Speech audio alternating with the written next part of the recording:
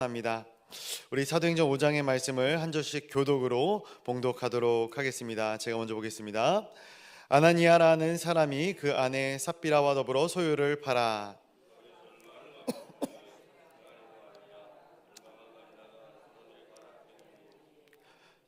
베드로가 이르되 아나니아야, 어찌하여 사탄이 내 마음에 가득하여 내가 성령을 속이고 땅값 얼마를 감췄느냐. 땅이 그대로 있을 때에는 내 땅이 아니며 판 후에도 내 마음대로 할 수 없더냐. 어찌하여 이 일을 내 마음에 두었느냐. 사람들에게 거짓말한 것이 아니요 하나님께로다. 아나니아가 이 말을 듣고 엎드러져 혼이 떠나니 이 일을 듣는 사람이 다 크게 두려워하더라. 젊은 사람들이 일어나 시신을 싸고 메고 장사하니라. 3시간쯤 지나 그의 아내가 그 일어난 일을 알지 못하고 들어오니 베드로가 이르되 그 땅 판값이 이것뿐이냐. 내게 말하라 하니 이르되 예, 이것뿐이라 하더라. 베드로가 이르되 너희가 어찌 함께 꾀하여 주의 영을 시험하려 하느냐. 보라, 내 남편을 장사고는 사람들의 발이 문 앞에 이르렀으니 또 너를 메어 내가리라 하니 곧 그가 베드로의 발 앞에 엎드려져 혼이 떠는 사람들이 그 메어다가 그 남편 곁에 장사하니 온 교회와 이 일을 듣는 사람들이 다 크게 두려워하니라. 사도들이 손을 통해 민간의 표적과 기사가 많이 일어나매 믿는 사람들이 다 마음을 같이하여 솔로몬 행각에 모이고 그 나머지는 감히 그들과 상종하는 사람이 없으나 백성이 칭송하더라. 믿고 죽게 나오는 자가 더 많으니 남녀의 큰 무리더라. 심지어 병든 사람을 메고 거리에 나가 침대와 요 위에 누이고 베드로가 지날 때에 혹 그의 그림자라도 누구에게 덮일까 바라고 예루살렘 부근에 수많은 사람들도 모여 병든 사람과 더러운 귀신에게 괴로움 받는 사람들을 데리고 와서 다 나음을 얻으니라. 대제사장과 그와 함께 있는 사람, 즉 사두개인의 당파가 마음에 시기가 가득하여 일어나서 사도들을 잡아다가 옥에 가두었더니 주의 사자가 밤에 옥문을 열고 끌어내어 이르되 가서 성전에 서서 이 생명의 말씀을 다 백성에게 말하라 하매 그들이 듣고 새벽에 성전에 들어가서 가르치더니 대제사장과 그와 함께 있는 사람들이 와서 공회와 이스라엘 족속의 원로들을 다 모으고 사람들을 옥에 보내어 사도들을 잡아오라 하니 부하들이 와서 옥에 사도들을 보지 못하고 돌아와 이르되 우리가 보니 옥은 든든하게 잠기고 지키는 사람들이 문에 서 있을 때 문을 열고 본즉 그 안에는 한 사람도 없더이다 하니 성전 맡은 자와 제사장들이 이 말을 듣고 우욱하여 이 어찌할까 하더니 사람들이 와서 알리되 보소서 옥에 가두었던 사람들이 성전에 서서 백성을 가르치더이다 하니 성전 맡은 자가 부하들과 같이 가서 그들을 잡아왔으나 강제로 못하면 백성들이 돌로 칠까 두려워합니다. 그들을 끌어다가 공회 앞에 세우니 대제사장이 물어 이르되 우리가 그 이름으로 사람을 가르치지 말 너희가 너희 가르침 예루살렘에 가득하게 하니 이 사람의 팔을 우리에게로 돌리고자 함이로라. 베드로와 사도들이 대답하여 이르되 사람보다 하나님께 순종하는 것이 마땅하니라. 너희가 남에게 달린 죽인 예수 우리 조상의 하나님에게 살리시고 이스라엘에게 회개함과 죄 사함을 주시려고 그의 오른손으로 높이사 임금과 주로 삼으셨느니라. 우리는 이 일의 증인이요 하나님께 자기에게 순종하는 자들에게 주신 성령도 그러하니라 하더라. 그들이 듣고 크게 노하여 사도들을 없이 하고자 할세 바리새인 가말리엘은 율법 교사로 모든 백성에게 존경을 받은 자라. 공회 중에 일어나 명하여 사도들을 잠깐 바깥으로 나가게 하고 말하되 이스라엘 사람들아, 너희가 이 사람들에게 대하여 어떻게 하려는지 조심하라. 이전에 일어나 스스로 선전하며 사람들이 약 400명이나 따르더니 그가 죽임을 당함에 따르던 모든 사람들이 흩어져 없어졌고 그 호적할 때에 갈릴리의 유다가 일어나 백성을 끼어 따르게 하다가 그도 망한즉 따르던 모든 사람이 흩어졌느니라. 이제 내가 너에게 말하노니 이 사람들을 사관하지 말고 내버려두라. 이 사상과 이 소행이 이 사람으로부터 났으면 무너질 것이요 만일 하나님께로부터 났으면 너희가 그들을 무너뜨릴 수 없겠고 도리어 하나님을 대적하는 자가 될까 하노라 하니 그들이 옳게 여겨 사도들을 불러 채찍질하며 예수의 이름으로 말하는 것을 금하고 놓으니 사도들은 그 이름을 위하여 능욕받는 일에 합당한 자로 여기심을 기뻐하면서 공회 앞을 떠나니라. 그들이 날마다 성전에 있는 전도하기를 그치지 아니하더라. 아멘. 오늘도 이 새벽에 거룩한 주님의 전으로 달려나온 우리 사랑하는 성도님들을 진심으로 환영하고 축복합니다. 우리 가운데 항상 선한 일을 계획하시고 선한 일을 세우시고 또 그 일들을 섭리해 나가시는 하나님을 또 기대하고 소망하는 복된 이 한날이 되시기를 간절히 소원합니다. 오늘 우리 함께 말씀을 묵상한 이 사도행전 5장은 우리가 잘 아는 이 아나니아와 삽비라에 대한 사건이 그려져 있고 또 이후에는 사도들에 대한 이 행적이 기록되어져 있는 것들을 우리가 보게 됩니다. 아나니아와 삽비라에 대한 말씀 우리가 많이 들어서 좀 잘 알 것이다 생각이 되어집니다. 많은 것들을 헌금하고 기부하는 정말로 자기 전 재산의 절반을 아끼지 않았던 이 아나니아와 삽비라. 왜 하나님은 그들을 치셨을까? 이유는 명백합니다. 그들이 성령을 회방하였기 때문에, 시험하였기 때문에라고 성경은 기록하고 있죠. 그리고 이 사실을 이 베드로를 통해서 모든 초대교회 성도들이 알게 되었고, 그리고 그 결과가 무엇인가 11절에 보니까 이 일을 듣는 사람들이 다 두려워하게 되었다. 그리고 이제 후반절에 보면은 사도들의 행적에 대해서 나오는데 오늘 이 두 번째 부분에 대해서 같이 받은 은혜를 나누고자 합니다. 우리 12절 말씀을 한번 같이 읽어보도록 하겠습니다. 우리 12절 말씀입니다. 시작. 사도들의 손을 통하여 민간의 표적과 기사가 많이 일어나매 믿는 사람이 다 마음을 같이하여 솔로몬 행각에 모이고. 아멘. 사도들의 손을 통해서 민간의 표적과 기사가 많이 일어났다라고 이야기를 하고 있습니다. 우리가 이 사도행전을 또 다른 말로 성령행전이다라고 부릅니다. 그 이유가 여기 잘 기록되어져 있는 것이죠. 예수님께서 행하셨던 그러한 놀라운 표적들이 이제 사도들을 통해서 일어나고 있는 것들을 사람들이 보게 되는 것입니다. 우리가 계속해서 이렇게 사복음서를 나누고 사도행전을 나누고 있는데 이 기적과 표적은 엄연히 다릅니다. 그렇죠? 기적은 단순한 미라클, 눈에 보이게 신기한 현상들을 기적이라 이렇게 이야기할 수 있지만 표적은 무엇입니까? 표적은 하나님의 하나님 되심을, 예수 그리스도의 하나님 되심을 나타내는 것이 표적이죠. 그러니까 사도들이 이 표적을 행하였다라는 것은 단순히 그냥 그들이 기적을 일으켰다라는 것이 아닙니다. 이 모든 것들을 통해서 그들은 예수 그리스도를 나타냈다라는 것을 이야기하고 있는 것이죠. 예수님이 행하셨던 일들을 이제 사도들도 행하고 있는 것이에요. 또 중요한 한 가지 일을 하고 있습니다. 무엇이냐면은 믿는 사람이 다 마음을 같이 해서 솔로몬 행각에 모였다라는 것이에요. 믿는 사람들이 다 마음을 같이 해서 솔로몬 행각에 모여서 무엇을 했겠습니까? 말씀을 나누고 그 말씀을 통해서 예수 그리스도에 대해서 알아가고 그 복음을 내 마음 가운데 심는 그러한 일들을 행하지 않았겠습니까? 정말로 하나님을 믿는 또 예수님을 따르는 이 제자들, 이 사도들을 통해서 하나님의 놀라운 능력이, 예수 그리스도의 향기가 이 땅 가운데 드러나고 있는 것들을 우리가 보게 되는 것이죠. 말씀 묵상하면서 이런 생각을 해봅니다. 하나님을 믿는 사람이 이 세상을 살아가면서 믿음의 향기를 숨기고 살아간다는 것이 과연 가능한 일인가? 쉽게 이야기해서 내가 크리스천이지만 내 주변에 있는 사람들은 아무도 내가 크리스천인지 모르게 내가 신앙생활하고 싶다. 가능할까요? 가능하십니까? 어떻게 생각하십니까? 우리 어제 4장의 말씀을 나눴지만 사두개인들은 이 사도들을 싫어합니다. 사도들의 가르침에 대해서 엄밀히 따지면 싫어하는 것이죠.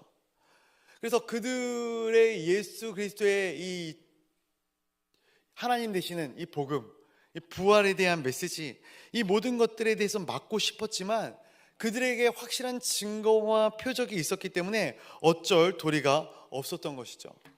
그리고 4장 30절 말씀해 보니까 예수의 이름으로 많은 표적 그리고 많은 병자들을 낫게 하옵소서라는 기도의 문이 사도들의 입술을 통해서 고백이 되어지는 장면을 우리가 보게 되는 것입니다. 그리고 이 일의 역사가 나타나는 것이 이 5장에서의 장면이거든요. 예수 그리스도 이 성령의 역사가 믿는 사람들의 안에 크리스천의 마음 가운데 들어오게 되면은 이건 어떻게 되었든 숨길 수가 감출 수가 없게 되어지는 것이죠. 그리스도의 능력은 마치 그리스도의 향기와도 같아서 이것을 아무리 감추려고 한들 감출 수가 없다라는 거예요. 만약에 우리가 정말로 나는 조용하게 신앙생활하고 싶다, 나는 있는 듯 없는 듯 신앙생활을 하고 싶다라고 이야기를 하면서 조용히 교회에 나와서 있다가 조용히 집에 들어가고 직장이나 내 주변에 있는 모든 사람들이 내가 크리스천인지 모르게 한다라는 것, 그렇게 내가 살고자 작정한다라는 것은 어떤 의미를 가지고 있겠습니까? 내가 죄를 짓고 살기로 작정하는 것과 다름이 없는 것이죠. 내가 크리스천이지만 세상의 삶이 너무나도 즐겁고 재밌기 때문에, 세상의 삶이 너무나도 행복하기 때문에 내가 이러한 삶의 모습을 통해서 하나님의 영광을 가리고 싶지는 또 않아. 그렇게 나는 누구도 내가 크리스천인지를 알지 못하게 만들고 내가 즐길 것들을 즐기고 그리고 내가 또 신앙생활을 할 건 하고 그렇게 살고 싶다라는 것이죠. 어떻게 보면 이것은 눈 가리고 아웅하는 것이고 두 손으로 하늘을 가리는 것과 같은 행동이다라고 볼 수 있는 것이죠. 우리 안에 성령이 들어오게 되면은, 우리 안에 예수 그리스도의 거룩한 영이 들어오게 되면은 우리는 하나님을 믿는다는 것, 예수 그리스도를 우리의 주로 시인한다라는 그 고백을 멈출 길이 없는 것입니다. 이제 이번 주에 전도 선포식이 진행이 되죠, 주일날. 그리고 이제 전도 축제가 또 어김없이 또 시작이 됩니다. 어떻게 보면은 전도 축제라는 타이틀을 걸고 우리가 전도를 하기 때문에 또 전도를 해야 되나? 또 매해 또 반복적인 행사를 해야 되나? 이렇게 의문을 가질 수 있을 것 같다 생각을 합니다. 그런데 마땅히 해야 할 바죠. 당연히 감당해야 되는 것이죠. 크리스천들이 크리스천들의 향기를 드러내고 살아야 되는데 그러한 향기가 나타나지 않기 때문에 어떻게 보면은 이 교회가 이러한 사역들을 감당하는 것이 아닌가, 그러한 생각을 해보게 됩니다. 사랑하는 성도 여러분, 성령의 역사는 흘러가게 되어져 있는 것입니다. 그리고 이 일들은 세상의 사람들이 목격하게 되어져 있는 것이죠. 우리 13절 말씀 한번 같이 읽어보도록 하겠습니다. 13절 말씀입니다. 시작.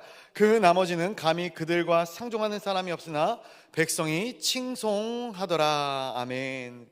감히 그들과 상종하는 사람이 없었다라는 거예요. 하나님의 하시는 일들을 보면서도 믿지 않는 사람들은 여전히 존재합니다. 표적이 일어나도 사두개인들은 여전히 불편합니다. 하나님을 알지 못하는 사람들은 크리스천들을 보면 여전히 불쾌하고 불편해합니다. 우리 안에 예수 그리스도의 모습이 나타나고 또 예수 그리스도의 거룩한 능력이 나타나도 믿지 않는 사람들이 그 모습을 보면 여전히 불편해할 것입니다. 그렇습니다. 그들은 불편해할 지언정 믿음의 사람들을 대할 때 무시하거나 경히 여기지는 못하게 되는 것이죠. 13절에 감히 그들과 상종하는 사람이 없었다, 이렇게 표현을 하고 있는 거예요. 사두개인들은 이 사도들을 무시할 수가 없었어요. 감히 상종할 수가 없었다, 성경 그렇게 표현을 하고 있어요. 왜? 그들을 통해서 기사가 일어나거든요. 표적이 나타나거든요. 내가 너희들을 이해할 수 없어. 내가 너희들이 행하는 그 능력을 이해할 수 없어. 그게 거짓인지 참인지 구분할 수 없기 때문에 나는 믿을 수가 없어. 그렇게 생각하지만 허다한 증인이 있기 때문에 그들을 감히 경히 여기거나 무시할 수가 없었다라는 거예요. 어떻게 보면 그들의 이 능력에 대해서는 인정하게 되는 것이죠. 저는 우리 동강교회 모든 성도님들의 삶 가운데 이러한 모습이 나타나기를 간절히 소원합니다. 우리의 몸에, 우리의 삶에 하나님의 거룩한 능력이 나타나야 하는 것이죠. 성령은 초대교회 시절에만 나타나서 일하셨던 성령이 아닙니다. 지금 이 순간에도 우리와 함께하고 계시는 성령의 능력을 우리가 기대하고 소망하시기를 간절히 소원합니다. 그 능력은 우리를 통해 반드시 나타나게 될 줄로 믿습니다. 그리고 또 하나의 부류가 나오죠. 백성들. 이 백성들이 칭송했다라고 기록을 합니다. 근데 여기서 이 칭송하다라는 것의 이 원어적인 의미를 보게 되면은 확실하게 동의했다라는 거예요. 어떤 찬양했다 이게 아니라 확실하게 동의했다라는 거예요. 너희들의 말이 맞구나. 너희가 전파하는 그 예수가 진리구나라는 것을 그들이 알아갔다라는 거예요. 그래서 어떠한 일들이 일어나는가? 14절에 보니까 믿고 주께로 나오는 자가 더 많았다라고 기록하고 있는 거예요. 한 번에 끝나는 일이 아니죠. 매 순간순간 하루하루 날이 지나가면 지나갈수록 예수 그리스도를 믿는 자가 더 많아졌다라는 거예요. 많은 복음의 열매가 아름다운 씨로 또 심기어지고 나무가 생기고 가지가 맺히고 또 열매가 맺혀 많은 풍성한 이 수확을 거두는 그러한 놀라운 역사가 이 초대교회 가운데 계속해서 일어나고 있음을 우리가 말씀을 통해서 보게 되는 것이죠. 많은 사람들이 회심하고 예수님을 믿게 되는 일들을 이렇게 기록하고 있는 거예요. 그뿐만 아닙니다. 우리 15절과 16절 말씀 한번 같이 볼까요? 15절과 16절 말씀입니다. 시작. 심지어 병든 사람을 메고 거리에 나아가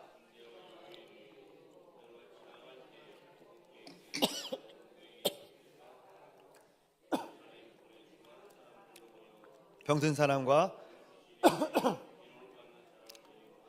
다 나음을 얻으니라. 아멘. 병든 사람이 베드로가 지나갈 때 그의 그림자라도 덮을까 바라고 기대했다라는 거예요. 이 모습을 보면서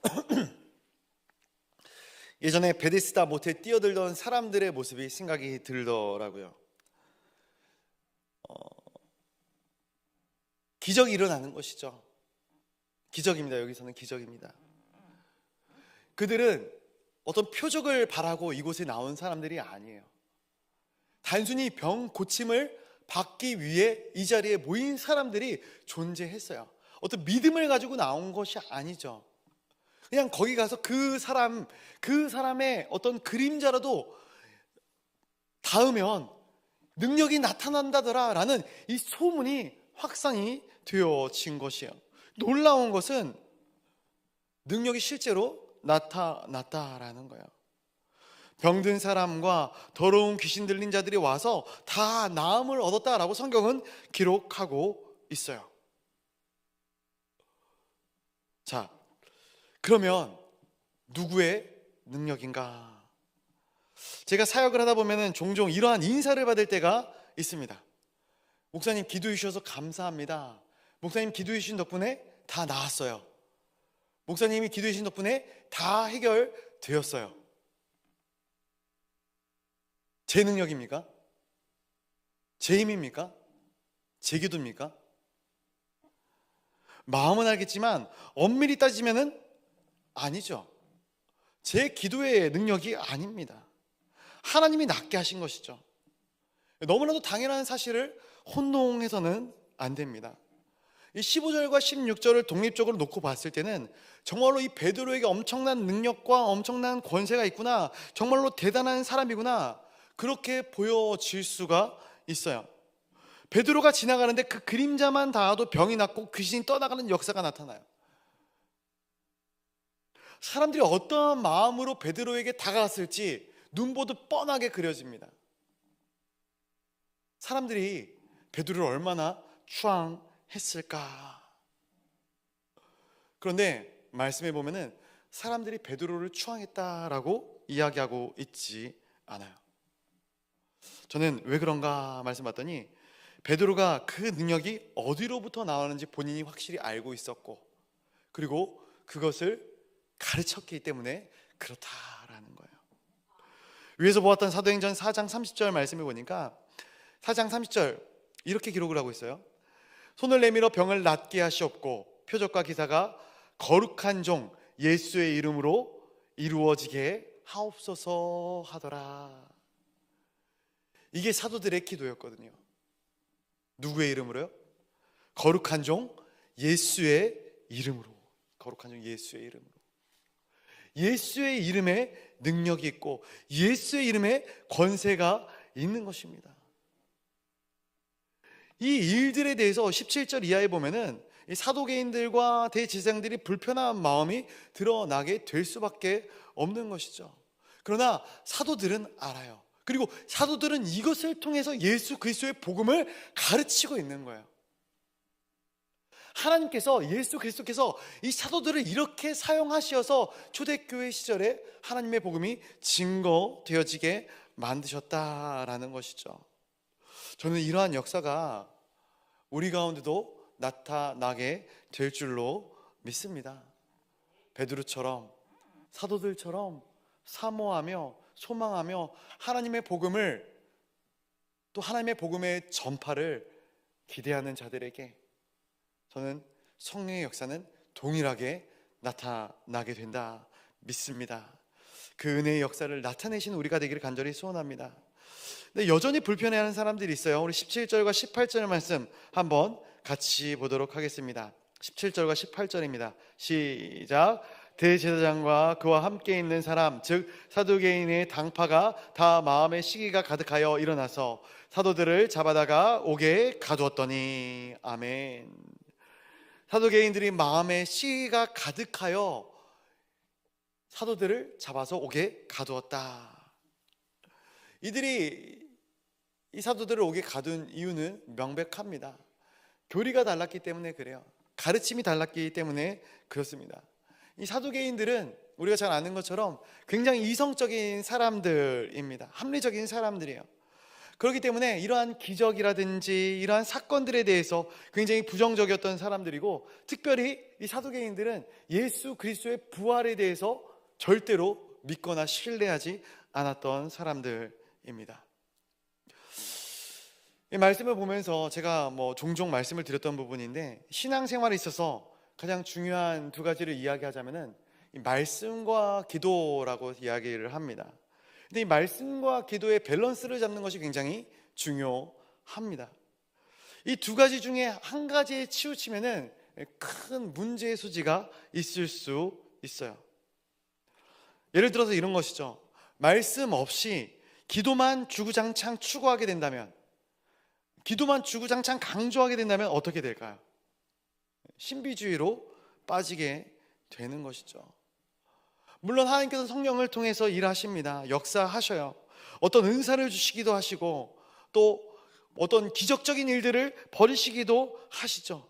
그러나 그런 영적인 은사만을 추구한 것은 우리가 정말로 잘못된 신앙의 길로 들어가는 지름길이 되기도 합니다. 반대로 그렇다면 기도 없이 말씀만 묵상하면 어떻게 되겠는가? 우리의 신앙 자체가 굉장히 드라이해지게 되는 것이죠. 오늘 이 율법주의자들처럼, 바리새인이나 사두개인들처럼 되게 되는 것이에요. 결국 우리의 신앙의 변질의 가능성이 있게 되는 것이죠. 이 두 가지의 균형을 잡는 것이 굉장히 중요하다 생각을 합니다. 기도의 생활과 말씀을 철저하게 묵상하고 그 말씀의 중심으로 이 어떤 기도나 우리의 신앙의 영적인 것들을 분별해낼 수 있는 지혜를 길러 나가는 것. 어떻게 보면 이 사두개인들은 그렇지 못했던 것이죠. 결국 유대의 종교 지도자들은 사도들을 옥에 가두게 됩니다. 그리고 그 가운데 성령의 역사가 또 일어나게 됩니다. 우리 19절과 20절 말씀도 한번 같이 읽어볼까요? 19절과 20절 말씀 같이 보겠습니다. 시작. 주의 사자가 밤에 옥문을 열고 끌어내어 이르되 가서 성전에 서서 이 생명의 말씀을 다 백성에게 말하라. 아멘. 아멘. 옥에 갇힌 이 사도들, 그러나 주의 사자가 밤에 이 옥문을 열었다라고 성경은 기록하고 있습니다. 혹시 감옥에 가보신 분 계신가요? 감옥에 가신 분? 저는 가봤습니다. 뭐 제가 죄를 지어서 가본 건 아니고 선교를 하다가 이렇게 감옥에 좀 가보게 됐는데, 갇혀서 간 건 아니고 선교하러 간 겁니다. 그 제수들에게 이제 구호 물품을 나눠주고 같이 예배를 드리고 했는데 갈 곳은 아니더라고요. 굉장히 열악하고, 또 그곳에서 어떻게 탈옥을 한다거나 또 이렇게 빠져나간다라는 것 자체가 정말로 쉬운 일이 아니겠다 싶었어요. 그 전까지는 그 영화에 보면은 그렇지 않습니까? 숟가락 하나로 감옥에 막 문을 이렇게 막 벽을 뚫어가지고 탈출도 하고, 그런 장면들을 보면서 야, 이 감옥이 참 허술하구나, 그런 생각들을 종종 하곤 했었는데 참 그게 아니더라고요. 만만한 곳이 아니죠. 그런데 오늘 이 본 말씀 가운데 보니까 이 성전의 옥문을 주의 사자가 이 여시는 장면들이 기록되는 거예요. 그런데 저는 이 장면보다 더 놀라운 장면이 무엇이었냐면은 이 문을 여셔서 그들에게 하신 일들이 더 놀라웠어요. 어떻게 보면은 죄수들이나 어떤 감옥에 갇힌 사람들이 문을 열고 나가게 되면 가장 먼저 해야 되는 것이 무엇입니까? 그곳을 떠나야 되는 것이죠. 그곳에서 다른 곳으로 이동을 하는 것이 가장 급선무죠. 그런데 이들이 무엇을 하고 있어요? 다시 성전에 가서 생명의 말씀을 백성에게 전하고 있는 거예요. 지금 하나님께는 이게 가장 중요하다라는 것이죠. 한 명이라도 더 이 순간에, 이 시간에 예수 그리스도의 복음에 대해서, 생명의 말씀에 대해서 듣는 것이 가장 중요하다라는 것이. 하나님이 왜 감옥에서 꺼냈는가? 하나님이 왜 이 사람들을 여기까지 인도했는가? 단 하나예요. 단 하나예요. 복음 증거하라고. 하나님이 왜 우리를 살리셨는가? 왜 우리를 교회로 인도하셨는가? 왜 우리를 구원하셨는가? 이것 때문에 구원하셨어요. 주의 말씀을 증거하라고, 주의 능력을 나타내면서 살라고. 사랑하는 성도 여러분, 이게 우리의 본질 아니겠습니까? 우리의 삶의 이유고 우리의 삶의 가치가 아니겠습니까? 여러분, 왜 사십니까? 새벽부터 이런 질문 드려서 죄송합니다. 왜 사십니까? 죽지 못해 사십니까? 돈 벌려고 사십니까? 내 자녀들 어떻게 커가는지 지켜보려고 사십니까? 아니요. 말씀 가운데도 나와 있지 않습니까? 로마서 14장 8절 말씀, 우리가 살아도 주를 위해 살고 죽어도 주를 위해 죽나니 그러므로 사나 죽으나 우리가 주의 것이로다. 아멘. 우리의 존재 이유는 예수 그리스도입니다.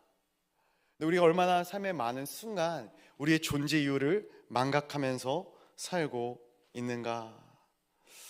말씀을 정리하면서 맺고자 합니다. 이후에도 귀한 말씀들이 계속해서 기록이 되지만 하나님은 하나님의 일을 하십니다. 가말리엘을 통해서도 하나님은 하나님의 일을 하시더라고요. 오늘 이 사도들의 마지막 이 모습들을 생각해 볼 때, 그 감옥에 갇힌 이 모습들을 생각해 볼 때 얼마나 사도들이 당황했을까 제가 말씀을 묵상하면서 생각을 해봤어요. 특별히 이들은 주의 일을 하다가 감옥에 가게 되는 일들이 펼쳐지지 않았겠습니까? 그러나 그 모든 상황 가운데 그들은 평안함을 잃어버리지 않을 수 있었습니다. 네, 그들이 평안함을 잃어버리지 않을 수 있었던 이유는 단 한 가지라고 생각을 해요. 그들이 하나님을 전적으로 신뢰했기 때문에 그렇습니다. 우리가 우리의 삶 가운데 평안함을 잃어버리지 않을 수 있는 이유는 우리가 하나님을 신뢰하면 우리의 평안함을 결단코 빼앗기지 않을 수 있게 되는 것이죠. 오늘 우리의 하루의 삶 가운데 어떠한 일들이, 어떠한 상황들이 있을지 모르겠습니다. 그러나 우리는 늘 기억하시기를 간절히 소원합니다. 하나님께서는 어떠한 상황 속에서도 우리를 가장 선한 길로, 가장 좋은 길로, 가장 아름다운 길로 인도하시는 하나님이시다. 그리고 그 모든 것들을 통해서 우리에게 원하시는 건 딱 하나입니다. 너의 삶을 통해서 나를 드러내었으면 좋겠다라는 것이죠. 우리를 통해 하나님의 선하신 일을 행하실 그 놀라운 은혜를 우리가 오늘 하루도 마음 가운데 새기며 또 은혜로 또 성령의 충만함으로 이 하루를 승리하며 나아가는 저와 우리 모두가 되기를 간절히 소원합니다. 우리 시간 같이 기도하도록 하겠습니다. 우리 같이 기도하실 때에 교회를 위하여 같이 기도하도록 하겠습니다. 특별히 우리 담임 목사님을 위하여 기도하실 때 우리 사랑하는 담임 목사님 영육간의 강건함을 더하여 주시옵소서. 말씀에 큰 은혜와 또 권능을 더하시고 또 하나님의 말씀을 온전히 대언할 수 있는 또 귀한 능력과 은혜를 덧입혀 주시옵소서. 또 이번 주부터 전도축제가 시작이 됩니다. 특별히 이번 주 주일날은 선포식이 진행되어질 것인데 우리 모든 목자님들과 목장들 한 마음과 한 뜻이 되어 영혼을 사모하고 사랑하는 마음으로 또 영혼을 긍휼히 여기는 마음으로 하나님의 복음의 증거자가 되는 귀한 시간들이 될 수 있도록 인도하여 주시옵고 또 그들이 꼭 이 전도축제뿐만이 아니라 매 삶의 순간순간마다 하나님의 복음의 증거자가 될 수 있는 삶을 살아갈 수 있도록 함께하여 주시옵소서. 그리고 작정되어진 영혼들을 통해서 그들이 모두 천국 백성이 되어지는 은혜가 있는 이 전도 축제가 될 수 있도록 인도하여 달라고 같이 기도하도록 하겠습니다. 우리 다음 세대를 위해서 또 선교사님들을 위해서 우리 한우들을 위해서 그리고 각자가 주신 기도의 제목들을 위해서 같이 기도하실 때에 우리 주님의 이름을 크게 한번 부르짖고 같이 기도하며 나아가도록 하겠습니다. 주여